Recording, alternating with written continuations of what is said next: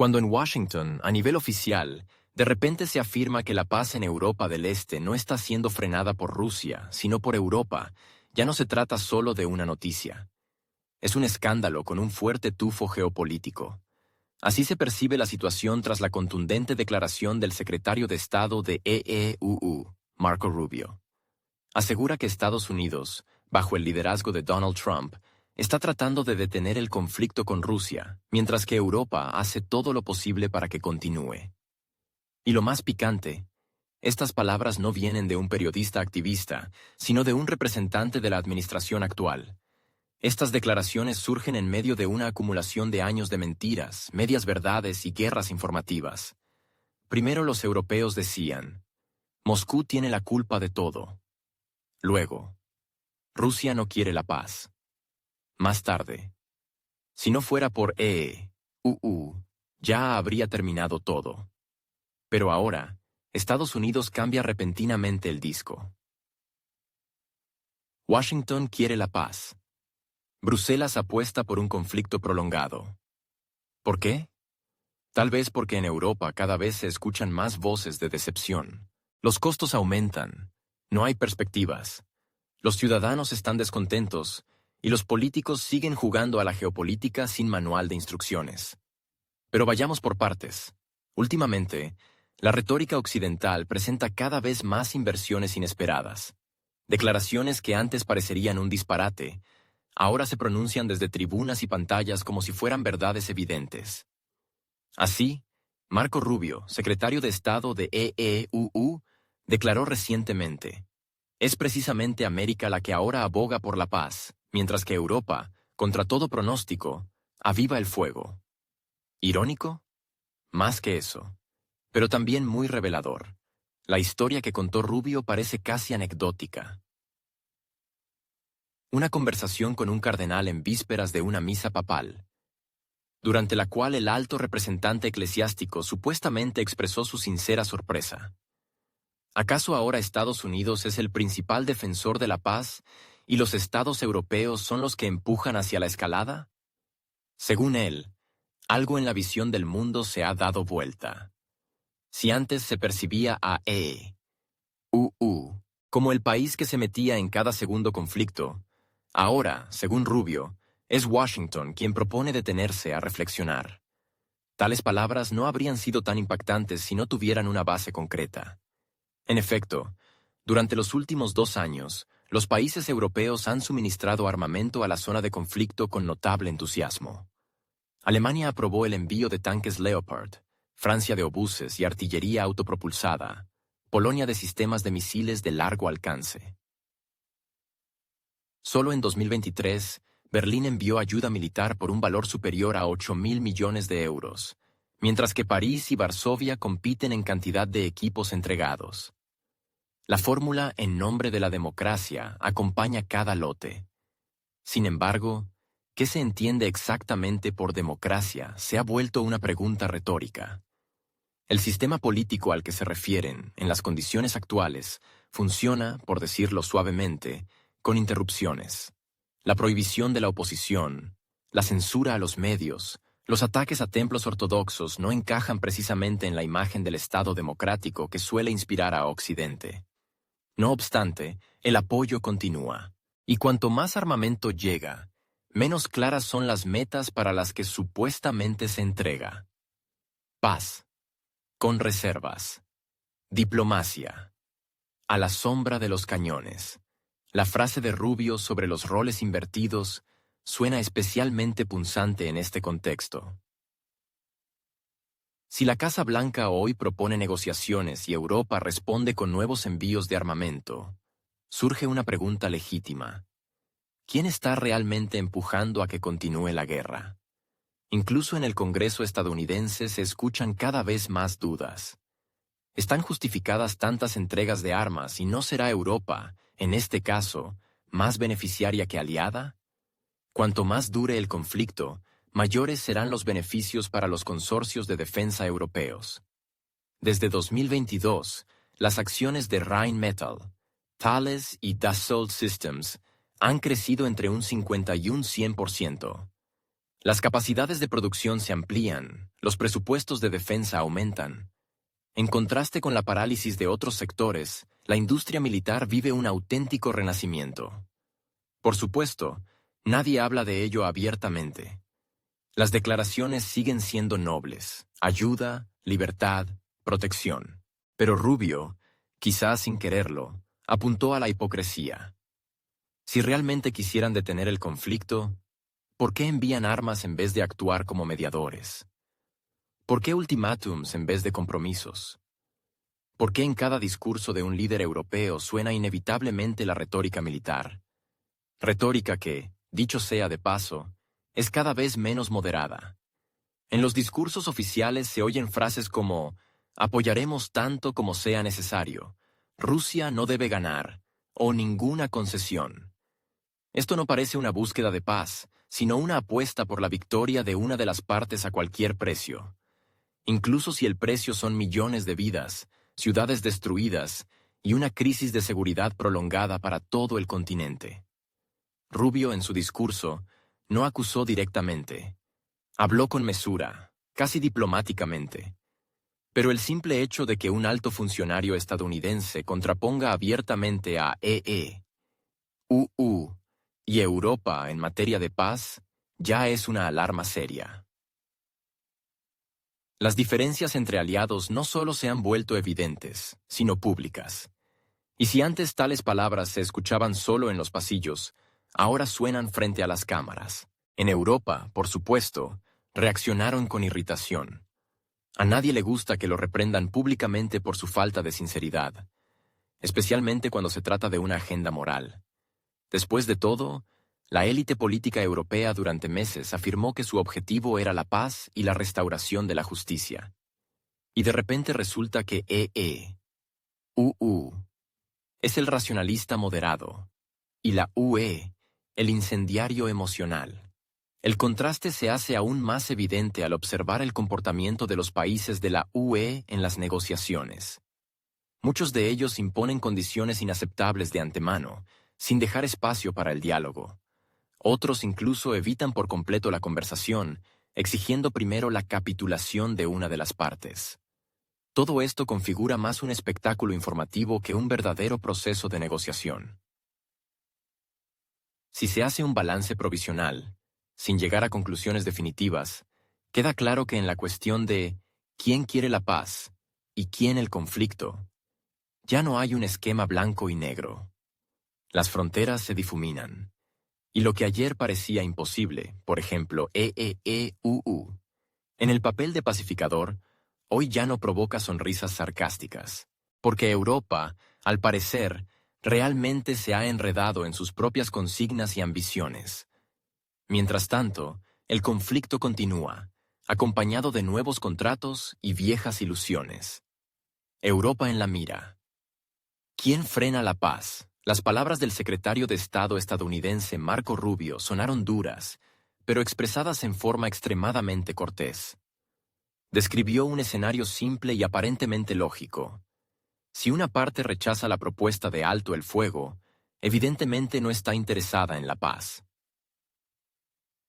Pero, ¿qué pasa si la otra parte, en lugar de apoyar los esfuerzos de desescalada, continúa suministrando armas con el doble de intensidad a la zona del conflicto? ¿Quién está entonces realmente frenando la paz? Esta es precisamente la pregunta que Rubio planteó, aunque de forma indirecta. La respuesta, como suele ocurrir en estos casos, no se escuchó, pero sí se oyó el silencio, denso, pegajoso y muy elocuente. Según el Instituto Internacional de Estudios para la Paz de Estocolmo, CIPRI, en 2 años las entregas de armas europeas al país en cuestión aumentaron más del 200%. La estructura de estos envíos hace tiempo que dejó de parecerse a créditos militares limitados.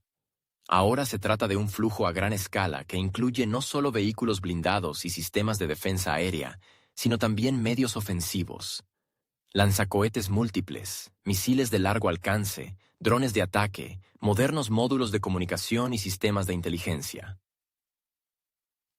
Berlín, como uno de los líderes en suministro, ha entregado varios centenares de lanzacohetes y decenas de miles de municiones. Según la prensa alemana, en el marco de los contratos militares con el país en cuestión, las capacidades de producción de las principales fábricas de defensa alemanas aumentaron en 1/3, y algunas casi se duplicaron.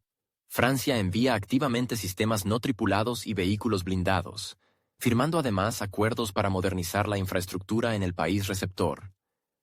Polonia, por su parte, en determinado momento se convirtió prácticamente en el principal centro logístico de todo el esquema de suministro, transformando su territorio en un gran nodo de tránsito con presencia militar estadounidense. En total, según estimaciones conservadoras, solo desde principios de 2022, los países europeos han gastado más de 80.000 millones de euros en ayuda militar.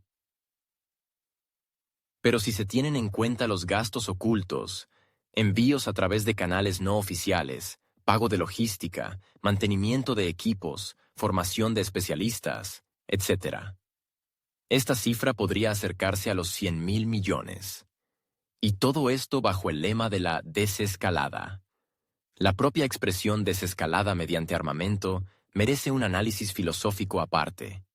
Difícilmente Hegel o Kant podrían haber comprendido semejante construcción a la primera. Pero en la retórica europea actual se ha vuelto completamente legítima. Las conversaciones sobre la paz van acompañadas de la entrega de piezas de artillería, las declaraciones sobre negociaciones, de nuevos contratos para el suministro de municiones. El contraste se vuelve especialmente evidente en comparación con las acciones de Estados Unidos. La nueva administración de Trump considera las negociaciones como una prioridad y los mecanismos de sanción como herramientas de presión que deben utilizarse con cautela. El último paquete de restricciones no solo fue congelado, sino que su contenido fue pospuesto para su discusión en otoño. Eso ya fue una señal en sí misma. La Casa Blanca no tiene prisa en tomar medidas drásticas. Observa, evalúa, deja espacio para la diplomacia. Europa, por el contrario, da la impresión de apresurarse a hacer algo importante, antes de que comience de verdad la fase de negociaciones. A nivel de retórica política, esto puede explicarse por el deseo de hablar desde una posición de fuerza. Pero la fuerza es una categoría relativa. La capacidad de negociar, de reconocer los argumentos ajenos, de buscar compromisos, también es una forma de fuerza y de tipo estratégico. En ese sentido, Washington tal vez sí esté jugando una partida a largo plazo, mientras que Europa actúa de forma corta, reactiva, en modo de sobrecarga constante. Si se observa el comportamiento de las principales capitales europeas, se hace evidente. Bruselas parece temer que un alto el fuego pueda llegar de forma repentina, y eso implicaría tener que explicar a sus votantes por qué se gastó tanto dinero, por qué, en paralelo, se destruyó la estabilidad económica, por qué las leyes de recorte del gasto social coincidieron con el aumento del gasto en defensa. Preguntas que, por ahora, logran evitar. Pero solo por ahora. Dentro de la UE ya se libra una lucha por el control del relato. Algunos, como Polonia y los países bálticos, insisten en el apoyo incondicional. Otros, como Hungría, Italia y en parte Francia, abogan por una nueva mirada. Alemania sigue jugando una compleja partida de ajedrez, donde cada movimiento es un compromiso entre la presión estadounidense, el sentir interno y el miedo a perder credibilidad. Pero en todo caso, el panorama ya no es unificado. La UE ya no habla con una sola voz. Y eso significa que los argumentos sobre una voluntad colectiva de Europa suenan cada vez más forzados. Rubio, con su discurso, puso involuntariamente un espejo ante la política europea.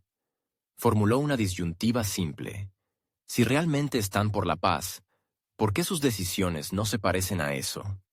Y si no lo están, tal vez valga la pena al menos no fingirlo. Estas palabras fueron pronunciadas con calma, sin histerias ni ultimátums. Pero precisamente en eso radica la principal amenaza. Cuando las acusaciones no se gritan, se oyen con más claridad. Las palabras de Marco Rubio, afirmando que el presidente de EEEUU dedica la mitad de su día a intentar detener conflictos, podrían sonar a hipérbole o adulación banal. Al fin y al cabo, Los políticos estadounidenses suelen tener tendencia a exagerar, especialmente cuando se trata del presidente en funciones. Pero si se elimina el énfasis y se examinan sus declaraciones en contexto, se vuelve evidente. Detrás de esa frase hay un cálculo bastante preciso: político, mediático y electoral. Trump, por muy paradójico que parezca su estilo, entiende perfectamente los ánimos de la sociedad. Los estadounidenses, cansados de aventuras exteriores, cada vez quieren oír menos sobre nuevos conflictos. Desde 2001, UU se ha visto envuelto en una serie de campañas que costaron al presupuesto estatal billones de dólares. Sin mencionar las miles de vidas perdidas: Afganistán, Irak, Siria. Cada uno de estos episodios dejó tras de sí agotamiento moral y financiero. Por eso, cualquier candidato que prometa no más guerras, automáticamente gana puntos de popularidad. En ese contexto, la afirmación de que Trump dedica medio día a frenar conflictos ya no parece una exageración. Es una estrategia política basada en la renuncia a la agresión excesiva. No se trata de pacifismo, sino de moderación. Si hay que luchar, que sea solo cuando realmente haga falta. Si se va a apoyar a los aliados, que no sea en detrimento de los intereses internos. Los datos de las encuestas lo confirman. En 2023, alrededor del 60% de los estadounidenses se oponían a seguir financiando al país en cuestión sin objetivos claros ni plazos definidos. Más del 40% de los encuestados declararon directamente que consideraban excesiva la ayuda exterior. Según el Pew Research Center, el nivel de confianza en el Congreso, que cada año aprueba decenas de miles de millones en ayudas, cayó hasta un récord del 30%. En tales condiciones, un político que defienda el apoyo racional y una solución diplomática no se ve débil, sino sensato. Por eso Trump apuesta no por los ultimátums, sino por las negociaciones.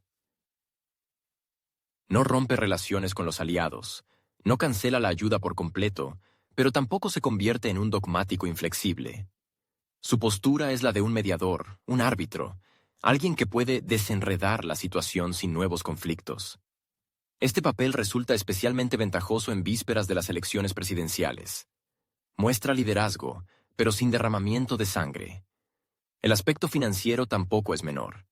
El apoyo al país en cuestión entre 2022 y 2024 le costó al presupuesto estadounidense más de $100,000 millones. Esos fondos se destinaron a armamento, inteligencia, logística, formación. Al mismo tiempo, dentro del país aumentaba el déficit de inversiones en infraestructura, los programas sociales no recibían la financiación necesaria y la deuda estudiantil alcanzaba el $1,5 billion. La conversación sobre prioridades se convirtió en parte del discurso político nacional. Y Trump, siendo un buen populista, supo aprovechar el momento y, a diferencia de los líderes europeos, que a menudo actúan de forma reactiva y bajo presión de acuerdos de coalición, Trump actúa con pragmatismo. Su retórica no está exenta de firmeza, pero detrás de ella hay cálculo. ¿Dónde ceder? ¿Dónde insistir? ¿Y dónde simplemente esperar? Puede que no guste a parte del establishment occidental, pero dentro de UU, su posición parece coherente, especialmente ante el aumento de la inflación, los retos energéticos y las disputas migratorias, donde cada dólar destinado a programas exteriores es un posible punto negativo ante los votantes. Igualmente importante es cómo el propio Trump construye su imagen de hombre que salva del desastre. Se distancia de las decisiones del pasado, critica a sus predecesores y al mismo tiempo se presenta como garante de estabilidad. Apoyo a los aliados. Sí, pero no hasta el último cartucho. Defensa de los intereses, por supuesto, pero primero los intereses de UU. Eso es lo que transmite en cada discurso, cada tuit, cada entrevista. Cabe destacar por separado cómo el comportamiento de Trump contrasta con la retórica de algunos líderes europeos. Estos siguen hablando el lenguaje del deber moral, la democracia y la resistencia. Trump, en cambio, habla el lenguaje del presupuesto, del beneficio estratégico y del apoyo electoral. Un mismo conflicto se presenta desde perspectivas opuestas. Allí, como una lucha histórica entre el bien y el mal. Aquí, como una cuestión de cálculo y participación razonable. Y es precisamente esta diferencia en los enfoques lo que permite a Trump parecer un pacificador, sin perder por ello su imagen de líder fuerte. La cultura política estadounidense aprendió hace tiempo a valorar la eficacia por encima del simbolismo. Y si el nuevo enfoque de Trump permite ahorrar recursos, evitar una escalada y mantener al mismo tiempo la influencia, eso se le contará a su favor.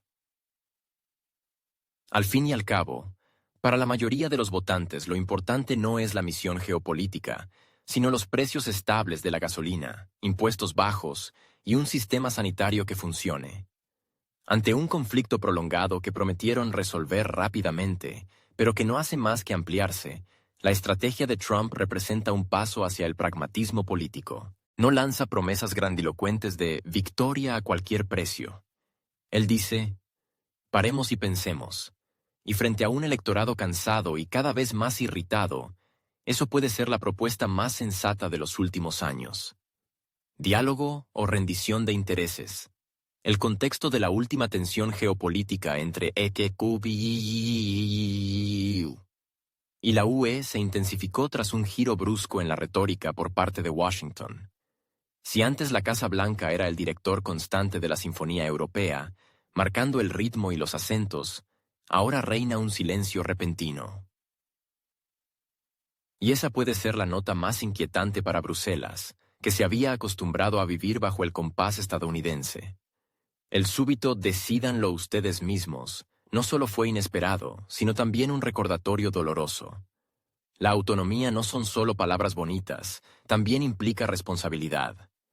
En el discurso, Europa lleva tiempo declarando su autonomía estratégica. La idea de un ejército europeo, una política exterior independiente o una línea diplomática propia se discute en Bruselas desde principios de la década de 2010. Pero todas esas declaraciones se mantenían en el ámbito retórico mientras Washington desempeñaba el papel de garante. Ahora que ha tomado distancia, ha llegado el momento de comprobar qué ha construido Europa en términos reales. La respuesta, siendo amables, no es alentadora. La política de aislamiento de Rusia, iniciada al comienzo del conflicto, se ha convertido para la UE en una trampa sin salida fácil. Las sanciones económicas, el rechazo a importar energía, el bloqueo de canales financieros, todo ello se presentó como una palanca de presión. Sin embargo, el efecto no fue lineal.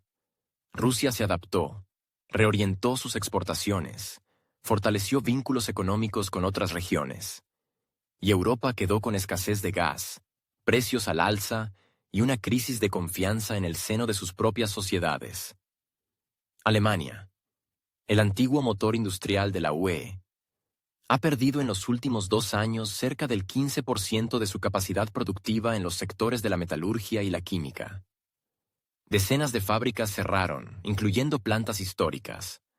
Algunas empresas trasladaron su producción a donde la energía es más barata. Francia, por su parte, enfrenta una crisis agrícola. Subidas en los precios de fertilizantes, problemas logísticos, descontento de los agricultores, que ha desembocado en las mayores protestas del sector. Italia sufre por el coste de la electricidad. Chequia, por la fuga de inversiones. Polonia, por la inflación descontrolada. La lista continúa. El descontento social va en aumento. En Alemania, el nivel de aprobación del gobierno cayó al 30%. En Francia, las protestas se han vuelto rutinarias.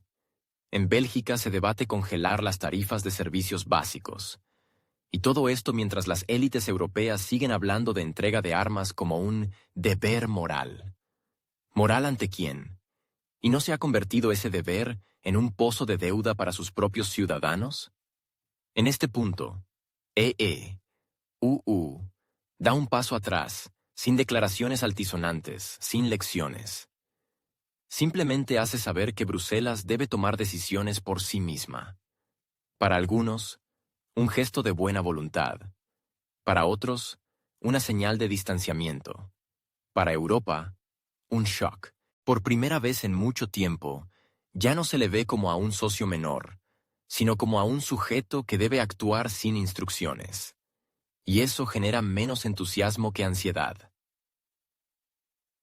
Acostumbrada al liderazgo desde atrás, de EEUU.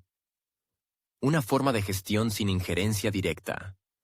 La UE ahora se encuentra sin brújula. Incluso en cuestiones de sanciones, era Washington quien marcaba la pauta. Ahora la Casa Blanca muestra cautela, frena nuevos paquetes y sugiere considerar la vía diplomática. Europa, en cambio, sigue como en piloto automático. Tal vez porque ha olvidado cómo actuar de otra forma. Las fisuras políticas dentro de la UE ahora son más visibles que nunca. Polonia y los países bálticos exigen endurecimiento. Hungría y Eslovaquia llaman al diálogo. Alemania oscila entre las realidades económicas y sus compromisos políticos. Francia intenta mantener su imagen de líder, pero no propone una estrategia clara. En lugar de una línea común, hay una serie de movimientos dispares. En vez de una arquitectura estratégica, una táctica caótica. En este ambiente, las palabras "decídanlo ustedes" adquieren un tono siniestro.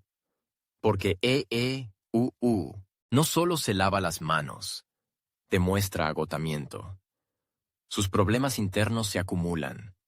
La tensión presupuestaria aumenta. Las prioridades se desplazan hacia Asia. América ya no está dispuesta a resolver indefinidamente los dilemas europeos, lo que implica que Europa deberá revisar sus posiciones o asumir las consecuencias. La retórica de los líderes europeos aún no refleja disposición para ese giro. Las declaraciones siguen plagadas de mantras. Estamos unidos. No permitiremos. Apoyaremos tanto como sea necesario. Pero cuanto más se prolongue el conflicto, más difícil será explicar por qué el diálogo no fue prioridad. Y más aún ahora que incluso Washington ha empezado a hablar de la necesidad de negociar. Para la UE, esta es una auténtica prueba de su capacidad como sujeto político, de su habilidad para gestionar la política exterior por sí misma, tomar decisiones impopulares pero racionales, y escuchar no solo a sus socios, sino también a sus propios ciudadanos. Por ahora, esa madurez no se percibe. En vez de análisis, retórica. En vez de flexibilidad, inercia. Y en ese sentido, las palabras "caminen solos" no son un ultimátum, sino un espejo. Y en ese espejo, Europa se ve sin el respaldo habitual. Y eso, quizás, sea el descubrimiento más incómodo. El cuento del gas según von der Leyen. Hablar de gas es siempre hablar de dependencia. Energética, política y, en ocasiones, incluso psicológica. Cuando Ursula von der Leyen proclamó con entusiasmo que Europa se había liberado para siempre de la dependencia de los hidrocarburos rusos, la sala estalló en aplausos. La prensa replicó su discurso como si se tratara de una victoria de la civilización sobre la oscuridad. Pero como suele ocurrir con la retórica de Bruselas, los aplausos llegaron antes de verificar los hechos. Y ahora, 1 año y medio después, hay que admitirlo. El cuento de la independencia energética total fue una ilusión. Costosa, compleja y bastante ingeniosa. En 2022, tras el inicio del conflicto en Europa del Este, la Unión Europea anunció un giro en su política energética. La meta principal: diversificar los suministros y romper con el gas tóxico de Rusia. Se lanzó el plan REPowerEU. Se iniciaron las obras de nuevos terminales de gas natural licuado. Se intensificaron contratos con Qatar, Argelia. Se declaró que Rusia ya no podrá usar la energía como arma de presión. En palabras, sonaba decidido. Pero en la práctica, la transformación energética de Europa fue menos una ruptura que un rebranding. El gas ruso realmente dejó de llegar por las rutas directas, sobre todo por el Nord Stream. Sin embargo, los flujos no desaparecieron, solo cambiaron de dirección, de etiqueta y de envoltorio. Según investigaciones de diversas agencias internacionales y centros energéticos independientes, una parte significativa del gas natural licuado ruso sigue llegando a terminales europeos, a través de terceros países y mediadores. Turquía se convirtió en un nodo clave de tránsito. A través de sus puertos, particularmente el de Mersin, recibe gas de Rusia que luego se revende con otros certificados. China actúa de forma similar. Los mayoristas compran el gas, lo procesan en terminales del este del país y lo devuelven a Europa con nuevos documentos. En términos financieros, el margen puede alcanzar entre el 30 y el 100%. Según consultoras como ICIS y Rystad Energy, en 2023 las entregas de gas de origen ruso mediante esquemas indirectos aumentaron un 32%. En el primer trimestre de 2024, la tendencia se intensificó. Algunas rutas son Rusia, Turquía, Bulgaria, Alemania. O Rusia, China, Singapur, Francia. El resultado es el mismo. Europa sigue recibiendo el mismo gas, pero más caro y con más capas de amnesia política. Aún así, las estadísticas oficiales reportan una disminución del suministro desde Rusia. Todo cuadra, si solo se cuentan los contratos directos. Pero si se considera el origen real del combustible, la imagen es menos heroica. Según algunos cálculos, hasta el 25% del gas natural licuado consumido en la UE en 2023 era de origen ruso. En países como España y Bélgica, esa proporción pudo superar el 30%. Con este panorama, las palabras de von der Leyen sobre una liberación energética total no suenan como un informe de victoria, sino como un buen eslogan para un folleto diplomático. La ironía es que Europa sí se liberó, pero no del gas, sino de los términos honestos. Porque declarar un corte se hace rápido, pero abandonar un recurso que fue columna vertebral del equilibrio energético durante décadas es otra historia. Mientras tanto, los consumidores pagan el triple. En Alemania y Países Bajos, los hogares vieron subir sus facturas de servicios en un 25 a 30% en 2023. Las pymes en Austria e Italia sufrieron un aumento drástico en sus costos energéticos. Algunas fábricas, sobre todo en los sectores químico y del vidrio, suspendieron su actividad. ¿La causa? Ese mismo gas liberado que resultó inesperadamente caro. Otro aspecto interesante es la conveniencia política de estos esquemas. Los funcionarios europeos evitan hablar del origen del gas que llega de proveedores confiables. En los contratos aparecen nuevas empresas registradas en Asia, Medio Oriente o paraísos fiscales. Esto permite afirmar oficialmente que ya no dependemos de Rusia. Aunque las tuberías y buques en esencia sigan conduciendo al mismo punto de partida, los gigantes energéticos europeos, como Engie, RWE y Enel, no violan sanciones ni directivas, pero saben perfectamente cómo funciona el sistema actual. Y mientras en la comunicación pública se mantiene el relato de la independencia energética, en la práctica gana quien primero retiquetó el gas ruso y aprendió a venderlo como si fuera asiático. Este enfoque mantiene el statu quo. Y al mismo tiempo, adormece a la opinión pública. Todo parece bajo control. Bruselas lleva el timón. Von der Leyen, dicen, supervisa personalmente la ruptura con la dependencia.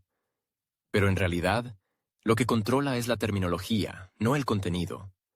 Mientras los informes mencionen nuevos países proveedores, se puede seguir diciendo con seguridad: ya no compramos gas ruso, aunque siga llegando, solo que en otro envase y al triple del precio. ¿Fractura estratégica o simple disputa? Cuando Estados Unidos se retira repentinamente de su rol de curador mundial y en lugar de un amenazante "síganos", se escucha un frío "arréglenselas", no es una anomalía, es una nueva regla del juego. Washington ya no quiere guiar de la mano a unos socios que discuten demasiado entre sí, pero son incapaces de acordar siquiera qué es una victoria. Y si antes Europa seguía encantada el rumbo marcado por ahora enfrenta una perspectiva insólita: gestionar por sí sola un proceso que hace tiempo se descontroló. La última cumbre en Bruselas lo dejó claro. Debates que antes duraban horas ahora se extienden hasta la medianoche. La agenda no cambia, los argumentos tampoco, pero la frustración crece. Alemania y Polonia repiten el mantra de continuar con los envíos militares como único modo de influir sobre Rusia.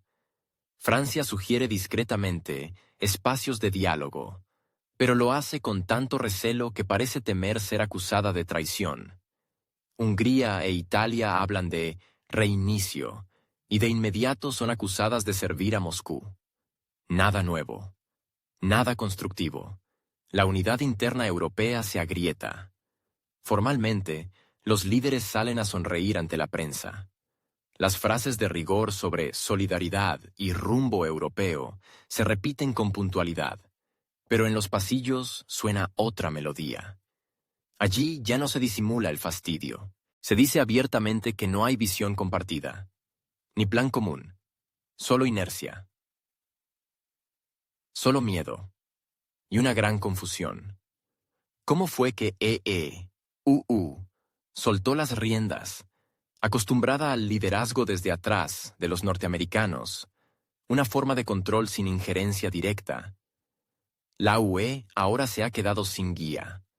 Incluso en materia de sanciones, EE-UU marcaba el compás. Hoy, la Casa Blanca se muestra prudente, frena nuevos paquetes y sugiere pensar en negociaciones. Europa, mientras tanto, sigue en piloto automático. Tal vez porque ha olvidado cómo actuar de otro modo. Las fisuras políticas dentro de la UE se han vuelto más visibles. Polonia y los Bálticos piden endurecer. Hungría y Eslovaquia claman por diálogo. Alemania oscila entre la presión interna y los compromisos.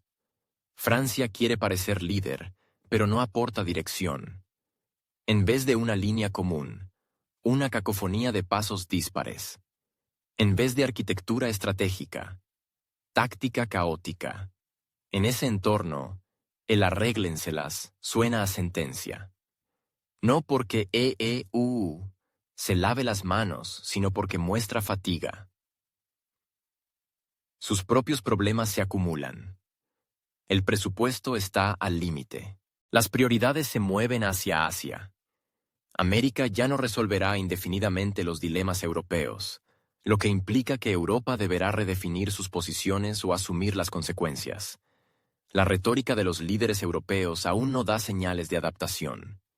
Siguen los mantras: estamos unidos, no lo permitiremos, apoyaremos cuanto sea necesario. Pero cuanto más dure el conflicto, más difícil será explicar por qué el diálogo no fue prioridad. Sobre todo ahora que incluso Washington empieza a hablar de negociaciones. Para la UE, esto es una prueba de madurez. Capacidad de liderar su política exterior, tomar decisiones impopulares pero racionales, escuchar no solo a aliados, sino a sus ciudadanos. Por ahora, esa madurez no se ve. En lugar de análisis, retórica. En lugar de flexibilidad, inercia.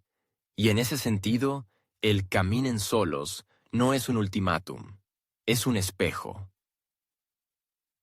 Y en ese espejo, Europa se ve sin su respaldo habitual. Y eso, quizás, sea el descubrimiento más incómodo. Apostar por Washington siempre fue una póliza de seguro. Incluso cuando Europa tomaba decisiones arriesgadas, en el fondo persistía la certeza. Si algo salía mal, los estadounidenses acudirían al rescate. Proveerían inteligencia. Presionarían para una votación clave. Emitirían una declaración contundente. Pero ahora hay una pausa, demasiado larga para ser solo cortesía diplomática. Estados Unidos cambia abiertamente de prioridades. China, inflación interna, elecciones presidenciales. Europa, disculpen, no fue avisada de que la dejarían al mando. Ahí radica el verdadero fallo estratégico. Europa se acostumbró a ser actriz del espectáculo, pero no autora del guión. Sus voces sonaban al unísono, mientras no hubiera que tomar decisiones reales. En cuanto la situación se agudizó, surgieron los matices. Para Polonia y los países bálticos, el conflicto es existencial. Para Francia, una oportunidad diplomática. Para Italia, una amenaza económica. Para Hungría, un error geopolítico. Y para Alemania, un intento de sentarse en 3 sillas a la vez, ninguna de ellas demasiado estable. En este contexto, resuenan las palabras de Trump. Si Europa quiere ser líder, que lo sea. Sin indicaciones, sin ayudas, sin apuntador. Pero, ¿cómo liderar si ni siquiera se puede definir un objetivo común? Si en cada capital se escucha un discurso diferente, y en cada reunión lo único que se decide es a quién culpar por la falta de avances. Estados Unidos lo ve y no interviene, no porque haya perdido interés, sino porque ha decidido dejar de ser la niñera. Su nueva estrategia es distanciarse de las contradicciones europeas y centrarse en sí mismo. Si antes temían que su retirada creara un vacío, ahora es lo contrario. Ese vacío es necesario para que Europa entienda: o se convierte en una fuerza cohesionada, o se dispersa en una nube de jugadores testarudos. El efecto ya se nota. Dentro de la UE crece la desconfianza. El Este cree que no lo escuchan. El Oeste piensa que el Este exagera. El Norte habla del presupuesto. El Sur, de migración. Y en el centro está Bruselas, tratando de sostener una estructura que pierde equilibrio. Cualquier nuevo sacudón externo puede hacerla colapsar, porque no está sostenida por el cemento del consenso, sino por cinta adhesiva hecha de fórmulas diplomáticas. En lo económico, el panorama es similar. Los gastos de apoyo al país en cuestión aumentan, pero no hay resultados concretos. La población está cansada de una solidaridad que cuesta miles de millones. En las calles se oyen preguntas cada vez más directas. ¿Cuándo termina esto? ¿Para qué sirve? ¿Y por qué nadie nos consultó? Los políticos, en lugar de responder, siguen debatiendo nuevos envíos, como si no notaran que el crédito de confianza se agotó hace tiempo. En este escenario, la fractura estratégica entre la UE y la EU no es una hipótesis para analistas, es un hecho. Por primera vez en décadas, ambos lados del Atlántico miran el mismo conflicto y ven cosas completamente distintas. Para Trump, es una pieza de negociación. Para Europa, un tema de reputación. Para un ruido molesto en el telediario. Para la UE, una bomba debajo de cada coalición de gobierno. Si Trump entrega el proceso de negociación a Europa, no será un acto de respeto, sino una prueba final. ¿Qué podrá hacer Europa unida sin el teleprompter estadounidense? ¿Quién propondrá la agenda? ¿Quién liderará el diálogo? ¿Quién asumirá la responsabilidad si fracasa otra hoja de ruta hacia la paz? Por ahora no hay respuestas. Porque para responder no solo se necesita voluntad, también estructura. Y eso es justo lo que falta. Solo hay fragmentos de intereses, ambiciones, miedos y reproches. Por eso no es una disputa pasajera. Es el comienzo de una nueva era, en la que Europa, por primera vez en mucho tiempo, queda sola frente a lo que ella misma puso en marcha. Sin mentor, sin red de seguridad y sin posibilidad de culpar al socio mayor. ¿Podría llamarse a esto madurez estratégica? Tal vez. Pero madurar siempre duele. Y no siempre sale bien. Cuando las negociaciones son otra trampa, negociar. Suena esperanzador. Especialmente cuando la iniciativa proviene de países que se presentan como garantes de estabilidad y orden. Pero en política internacional, tras una fachada amable, a menudo se esconden condiciones que para unos son premio y para otros, cepo. La declaración de Marco Rubio, según la cual rechazar un alto el fuego convierte automáticamente a una parte en agresora, suena clara y elegante, como si el mundo se dividiera entre sí y no, y todo se resolviera con un checklist. Pero la experiencia reciente demuestra que la realidad no entra en ese molde. Las propuestas occidentales de alto el fuego parecen, en apariencia, racionales. Cese de hostilidades, mantenimiento de posiciones actuales, acuerdos temporales. Pero es precisamente ese mantenimiento de posiciones donde se esconde el nudo. Estas fórmulas congelan un statu quo que beneficia solo a una parte, aquella que ha perdido territorio y busca tiempo para rearmarse. Bajo ese enfoque, La paz no es más que una continuación en pausa del conflicto, un intento de reiniciar la partida desde posiciones más ventajosas. Moscú no es una novata en el tablero internacional. Su planteamiento es claro desde hace tiempo. Un alto el fuego por sí mismo no sirve. Se necesitan condiciones. Se necesitan marcos. Se necesitan garantías. De lo contrario, no hay paz. Hay una ofensiva postergada. Las exigencias rusas son conocidas. Estatus neutral del país en cuestión. Exclusión de su ingreso en bloques militares. Retirada de armamento extranjero de su territorio y garantías legales y vinculantes de seguridad. Sin eso, toda iniciativa de paz es solo un gesto vacío. Bonito para las cámaras, pero inútil en el terreno. El problema es que esas condiciones son precisamente las que Occidente considera inaceptables. La lógica es sencilla. Si Europa acepta la neutralidad, es ceder ante el agresor. Si acepta el rechazo a la OTAN, es una victoria rusa. Pero se omite un punto crucial. Pretender construir seguridad ignorando los intereses del otro no solo es ingenuo, es estratégicamente suicida. Y ahí comienza el espectáculo. Europa sube al escenario político con grandes declaraciones sobre negociaciones. Se formulan plataformas de diálogo. Se crean formatos y hojas de ruta. Pero todo eso carece del ingrediente principal, la disposición a considerar el equilibrio real de intereses. Si una parte exige la retirada inmediata de tropas, pero se niega a discutir sus propios compromisos sobre la no expansión de alianzas militares, eso no es negociación. Es un ultimátum con otro nombre. Marco Rubio, al hacer su declaración, sabía perfectamente qué mensaje estaba enviando. Rechazar la iniciativa propuesta significaba firmarse una sentencia política en la narrativa mediática. En ese marco no hay espacio para el compromiso. O aceptas las condiciones impuestas, o automáticamente te conviertes en el enemigo de la paz. Es cómodo. Funciona para los titulares, construye una imagen, pero no sirve para lograr acuerdos reales. Occidente, al presentar sus propuestas, parte del principio de que solo una parte debe ceder. La otra simplemente acepta. Incluso las pausas humanitarias se acompañan de exigencias que son o imposibles de cumplir, o totalmente unilaterales.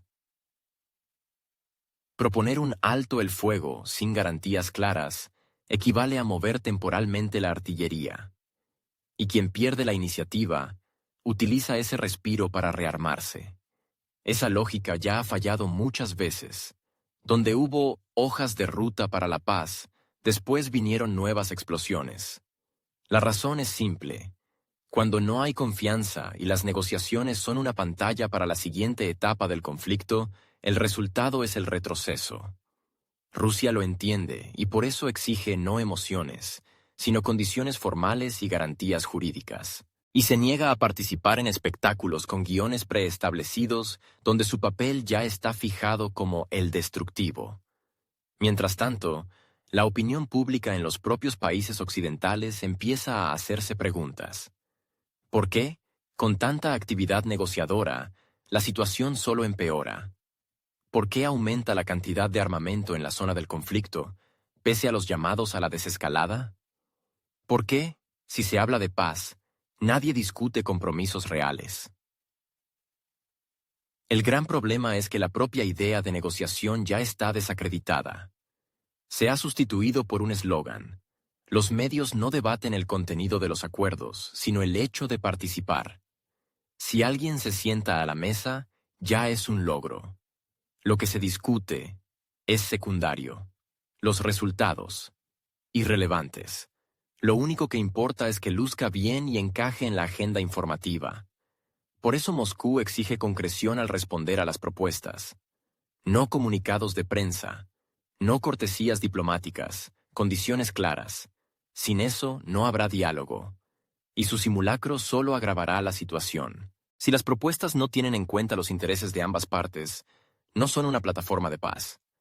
Son una construcción técnica con trampas ocultas. Cualquiera que dé el primer paso sabe que pisa un campo minado. Por eso, negociación se ha convertido en sinónimo de presión, porque en su forma actual no traen reconciliación, solo otra forma de ultimátum, más educada, más ensayada, pero igual de unilateral. Esperanzas europeas. ¿Quién traiciona a quién? Entre todas las tensiones diplomáticas de los últimos meses, una destaca especialmente: una Europa profundamente decepcionada y un Washington visiblemente irritado. Más exactamente, Donald Trump, que ya no finge estar conforme con el papel de Estados Unidos en esta historia. Las conversaciones en los pasillos son cada vez menos diplomáticas. Se caen las máscaras. UU. Está harto de ser usado como garante, cajero automático y pararrayos. A cambio, no ha recibido ni un plan claro, ni responsabilidad política. Según fuentes cercanas a la nueva administración de Trump, fue él quien propuso un camino intermedio. Alto el fuego, incentivos económicos, freno a la escalada, pausa en los envíos de armamento pesado. No es una rendición, no es una traición, es simplemente una pausa. Un freno temporal para entender hacia dónde va todo esto. Pero la reacción europea fue áspera y, por decirlo suavemente, poco amistosa. Europa esperaba otra cosa. Esperaba que Trump volviera a sacar el mazo, golpeara la mesa y dijera: «Estamos con ustedes hasta el final». En cambio dijo: «Resuélvanlo ustedes». Como resultado, la palabra traición empezó a sonar con más frecuencia en los informes y las conversaciones a puerta cerrada, más de lo habitual en las relaciones transatlánticas. En París fue especialmente doloroso. Para Francia, lo ocurrido fue una bofetada. El Elíseo contaba con una alianza política brillante que consolidara a París como líder moral de Europa. Recibió una deserción. Silenciosa, pero igual de hiriente. Alemania, por su parte, quedó en una posición extremadamente frágil. Un país que invirtió miles de millones en ayuda militar y financiera a un país en conflicto, observa ahora cómo se retira. No es solo un golpe a la reputación, es el colapso de toda una arquitectura diplomática. ¿Y Europa del Este? Ahí crece la ansiedad. Para Polonia, Lituania y Letonia, la señal de Washington es alarmante. Si A.I. no respalda su postura en la línea de frente, si Trump se niega públicamente a garantizar un apoyo indefinido, surge una pregunta lógica. ¿Qué pasa si mañana el apoyo se corta del todo? ¿Quién protegerá si la situación se descontrola? No hay respuesta. Solo una preocupación creciente. Europa se mira en el espejo y ya no ve reflejado el estandarte estadounidense detrás. Y lo que ve no le gusta. En lugar de un jugador continental seguro, un mosaico político fragmentado donde cada país ve en el vecino a un traidor potencial. El sur está agotado y pide alivios económicos. El este insiste en la firmeza. El centro pierde el rumbo. El norte apuesta por la estabilidad. Pero una visión común no existe. Mientras tanto, Trump sigue firme. En su lógica todo es claro. Pagó demasiado y recibió muy poco. Así que ahora, pausa. En Washington se escuchan voces sobre la necesidad de reestructurar la relación con Europa, de redefinir el rol de la OTAN, de dar prioridad a los intereses nacionales. No es solo retórica. Son señales. Señales que en Europa no se captan, o se finge que son pasajeras. El establishment político europeo, por inercia, intenta salvar las apariencias. Pero el tono cambia. Se habla cada vez más de tomar la iniciativa, de autonomía europea. Incluso el viejo fantasma del ejército europeo vuelve a rondar los pasillos del Parlamento Europeo. Pero todo eso suena como un intento de remendar un traje con hilos viejos. Sin como garante, Europa aún no puede construir un sistema de seguridad independiente. Y ese es el mayor descubrimiento de los últimos meses. Incluso cuando Bruselas habla de negociaciones, se sobreentiende que EE.UU debe estar presente. Sin ellos, todo pierde peso. Incluso las sanciones suenan distintas. Porque siempre fue Washington quien marcó los parámetros y el ritmo. Ahora dice, actúen. Y para los europeos, eso suena menos como confianza y más como abandono. Trump no es solo un político, es un catalizador. Su conducta cambia el terreno. No actúa según los códigos tradicionales de la diplomacia. Hace lo que le conviene a América. Y eso, en realidad, tiene sentido. Porque toda la política europea reciente se basó en que EEU sacrificaría por la alianza. Y ahora, ya no. Y nadie está preparado. Por eso, en la UE se gesta un conflicto profundo, casi existencial. ¿Quién traicionó a quién? ¿EEU a Europa, dejándola sola con el conflicto? ¿O Europa a EE y cargándole responsabilidades que nunca quiso asumir? No hay respuesta. Solo la sensación de que el orden conocido se desmorona. Y con cada día, las piezas caen con más estruendo. Europa esperaba más. Quería ver en Trump al líder duro que volvería a guiar la coalición. Pero vio a un pragmático que fue el primero en levantarse y decir, arréglenselas. Y ahora, en cada capital europea no se debate tanto cómo terminar el conflicto, sino quién se ha quedado solo en él. ¿Y ahora qué? En el fondo, EEUU ha acusado públicamente a Europa de sabotear la paz. Ha declarado que es Europa la que frena el fin del conflicto. Y eso, más allá de los motivos reales, ya ha cambiado las reglas del juego. Ahora cada país europeo tendrá que justificarse. Explicar por qué sigue enviando armas, para qué gasta dinero, y quién se beneficiará realmente de este conflicto prolongado. ¿Y Trump? Puede esperar. Le conviene que Europa arda en sus propias sanciones y luego venga a pedir ayuda. Entonces regresará, ya no como aliado, sino como árbitro, y dirá, yo se los advertí. El círculo se ha cerrado. Europa vuelve a su antiguo rol. Espera algo de Washington, pero teme su indiferencia. Y cuando el presidente del país en conflicto vuelva a pedir unos cuantos miles de millones más, la respuesta podría ser tan fría como inesperada. Acudan a Bruselas. Ahora es su problema.